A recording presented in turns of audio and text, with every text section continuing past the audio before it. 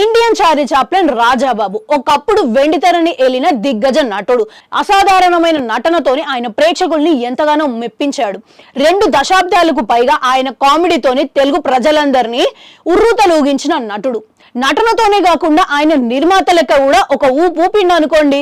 ఇక అట్లాంటి legendary comedian కి ఒక అవమానం జరిగిందనే విషయం లేట్ గా బయటపడ్డదనమాట.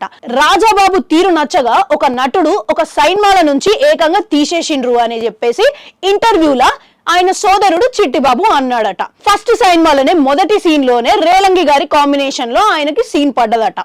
అది కూడా ఒక్కటే డైలాగ్ అంట. ఇక రేలంగి గారు వేరే సీన్ లో బిజీగా ఉన్నారు కాబట్టి ఆ టైంలోనే నాగభూషణ్ గారు, సత్యనారాయణ గారు అక్కడ ఉన్నారట. అలాగే రాజాబాబుని మిమిక్రీ చేయమని అడిగారంట. అది కూడా రేలంగి గారిని ఇమిటేట్ చేయమని అడిగారంట.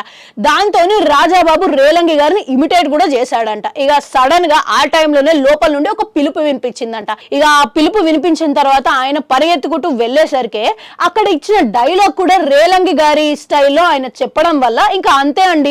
ఇక రేలంగి గారికి అయితే విపరీతమైన కోపం వచ్చిందంట. ఇక ఆ కోపంతోని పాండి బజార్ నుండి తీసుకొచ్చిండ, బయటికి పంపించేయండి అని కేకేసిండంట.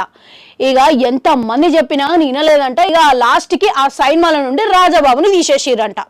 మొత్తానికైతే ఫస్ట్ సైన్మా కాబట్టి ఇక రాజాబాబు కూడా చాలానే బాధపడ్డాడు అని చెప్పేసి సోదరుడు చిట్టిబాబు అన్నాడట.